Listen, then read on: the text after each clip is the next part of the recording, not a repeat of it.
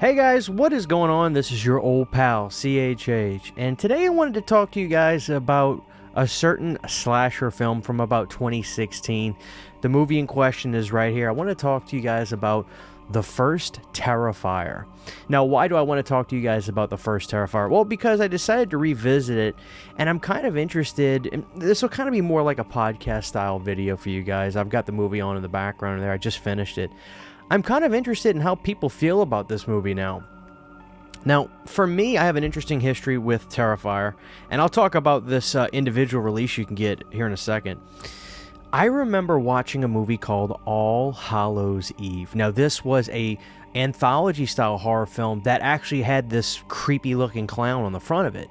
And I picked it up at like Walmart or Big Lots or something. It wasn't even like a movie that was like a big deal that I remember, but I remember getting it and thinking to myself, like, how good is this going to be? I mean, hopefully this clown's in it. Well, that clown wasn't really in it, but the moments that clown was in the film definitely caught me by surprise. I was super interested whenever he showed up on screen. Now, the clown in question was obviously Art the Clown, but it wasn't played by David Howard Thornton. This was played by a different guy. The guy was a little bit thicker of a guy, kind of a bigger guy.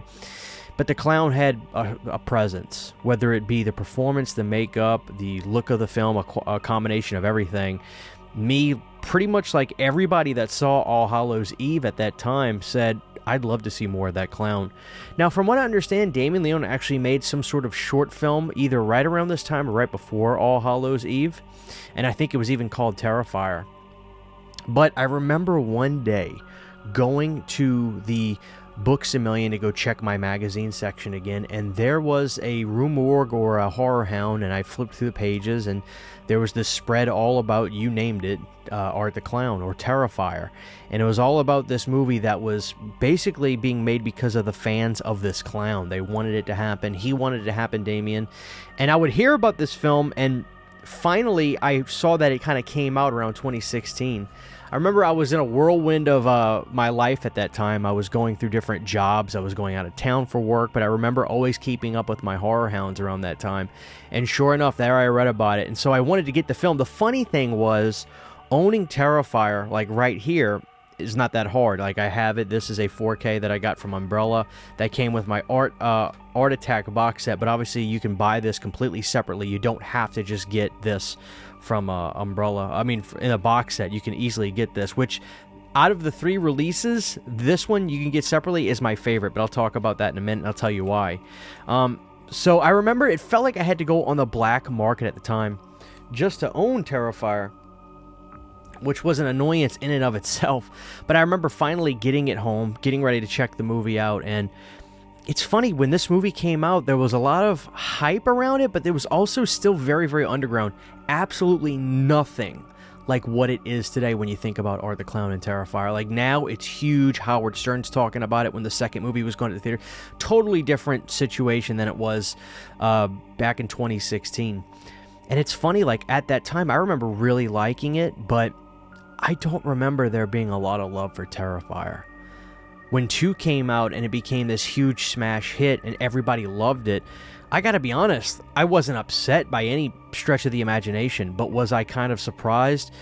I was really surprised because, I mean, the first film, a lot of the things that people talk about that they love are kind of in the first film, and other things aren't.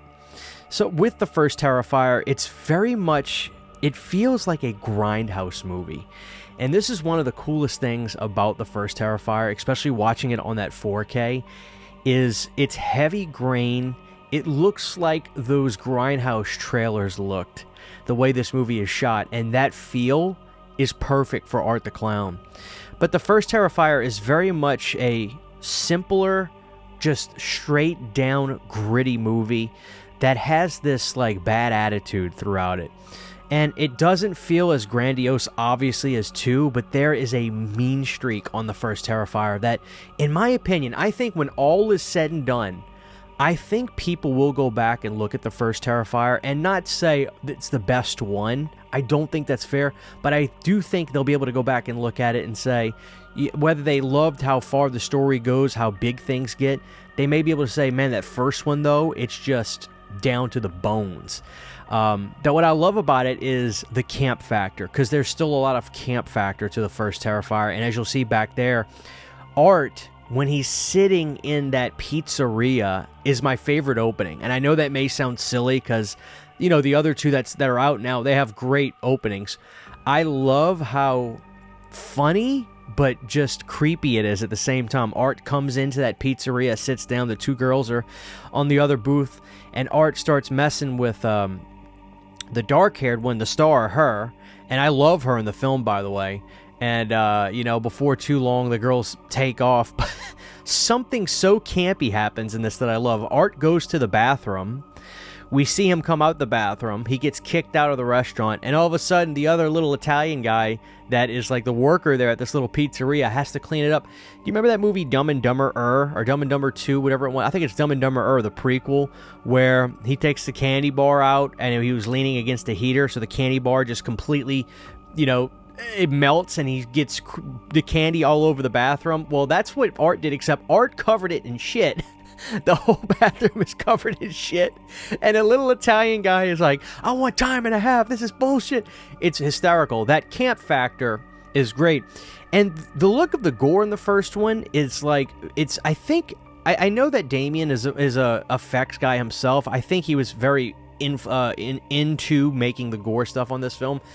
Again, it's got this Grindhouse look to it that I love. There's something simple and Halloween-y feeling and just gritty about the first movie that I think going back and watching these films, I think people may be able to look back at this one and appreciate it more.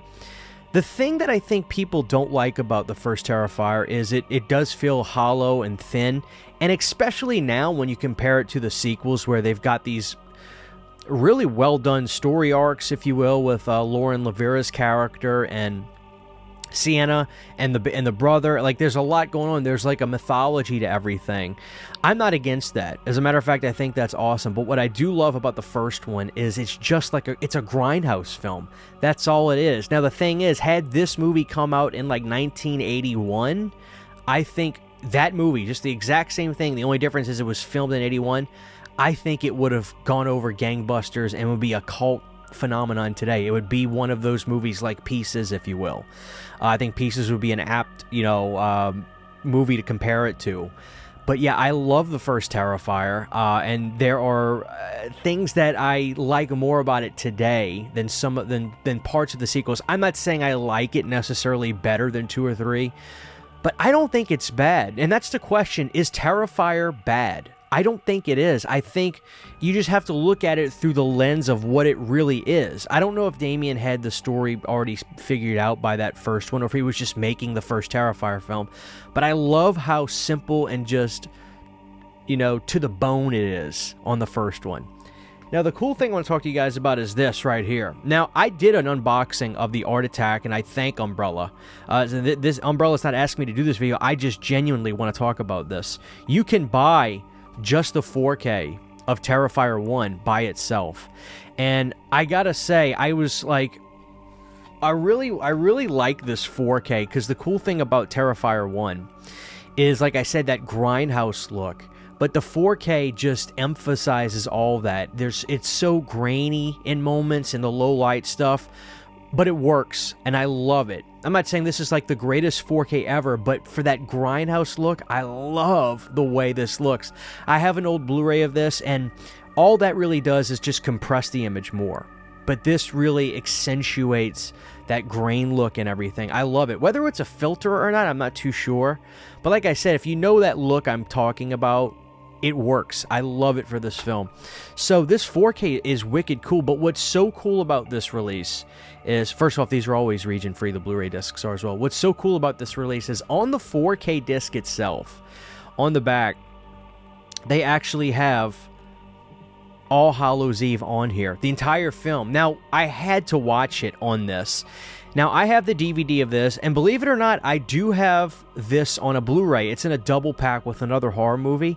This looks better than the old Blu-ray or the DVD. Like, All Hallows Eve on here looks good. I would give the picture quality on that like a 7.8 out of 10. It looked good. that's wicked cool. Now, I don't even know if there's even more 4Ks out there for the first Terrifier. There may not be. I'm not sure. But I'll tell you guys, if you don't want to get like a box set because you know there's going to be more art movies, or I think there's going to be a fourth one, maybe a fifth one. He says he's going to do one more. I say he's going to do two more. If you don't want to get a box set, I say just be ready to get the next one if it comes out, and make sure, whatever, above anything else, you get this Terrifier 1 on 4K, because honestly, this is like such an awesome 4K release. Like, more than I even realized. Out of the three, this is my favorite release because it comes with All Hallows Eve, and because it just shines on that Grindhouse look. I freaking love it. So yeah, guys, I say give this a shot if you haven't watched it again. The question is the first Terrifier bad? I say no. I say judge it on what it is, not really comparing it to the second two sequels, which I know naturally you kind of have to in a sense, but like there's such a time gap. This was like 2015 when it was shot, and then the sequels came out in 2022 and 2023 or 4.